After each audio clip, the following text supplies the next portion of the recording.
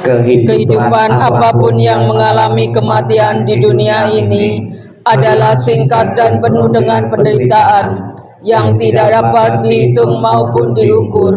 Tidak ada alat apapun yang dapat digunakan untuk melarikan diri dari kematian. Setelah mencapai usia tua, maka kematian tak terelakkan. Bagaikan buah setelah masak akan gugur, demikian pula makhluk yang bisa mati setelah dilahirkan harus selalu menghadapi takutnya kematian. Seperti halnya dengan periuk keramik, haruslah pecah pada suatu waktu. Demikian pula kehidupan dari makhluk yang bisa mati telah ditentukan untuk berpisah.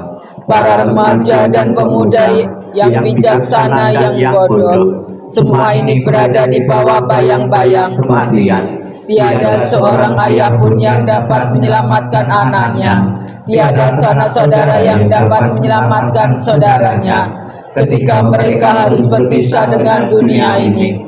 Ketika sanak saudara berdiri, memperhatikan dan meratap, menyaksikan bagaimana makhluk-makhluk mengalami kematian, serta sapi yang didirikan rumah jagal. Demikianlah semua makhluk yang akan disergap oleh kematian dan usia tua.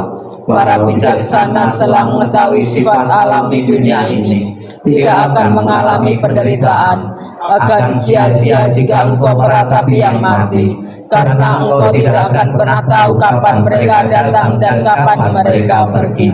Jika ratapan akan menyembuhkan luka hati bagi si peratap, maka biarkanlah para bijaksana meratap. Kedamaian pikiran tidaklah diperoleh melalui ratapan. Semua keadaan ini hanya akan membawa penderitaan dan melukai tubuh. Meratapannya akan membuat si peratap lemah dan pucat. Ratapan tidak akan menolong orang yang telah meninggal. Oleh sebab itu meratap adalah sia-sia. Dengan tidak melepas kesedihan, maka ia justru semakin menderita. Ia hanya akan semakin tenggelam dalam alam kesedihan. Lihatlah bagaimana orang-orang terlahir di dunia ini sesuai dengan karmanya harus sebentar di bawah bayang-bayang kematian. Dengan cara apapun manusia berpikir tentang segala sesuatunya, semuanya itu terjadi kebalikannya. Itulah sifat alami yang berlawanan dari segala sesuatu. Dengan demikian terinilai sifat hidup ini. Walaupun misalkan seseorang dapat hidup 100 tahun atau lebih, ia tetap harus meninggalkan kehidupan ini, dan pada akhirnya kehilangan teman dan sanak saudara. Oleh sebab itu dengan para bijaksana dan orang suci, dan memandang orang yang meninggal, kendalikanlah kesedihanmu. Renungkanlah keberangkatan dari seseorang yang kau ceritai, dengan berpikir bahwa berpisah adalah hal yang wajar. Laksana seseorang berusaha memadamkan rumah yang terbakar dengan air, demikian pula biarkanlah orang yang teguh dan bijaksana menyingkirkan penderitaan secepat angin meniup segenggam kapas.